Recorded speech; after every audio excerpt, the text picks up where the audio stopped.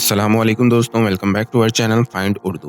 Constant constant का मतलब है मुसलसल या बरकरार। कांस्टेंट का मतलब होता है कोई चीज जो लगातार चल रही हो या जो चेंज ना हो। ये मैथमेटिकल टर्म्स, इमोशंस और डेली लाइफ सिनेरियोज में यूज होता है। कांस्टेंट का मतलब किसी की रिलायबिलिटी या स्टेडीनेस भी हो सकता है। फॉर एग्जाम्पल, उसकी कांस्टेंट मेहनत ने उसे सक्सेस दिलाई।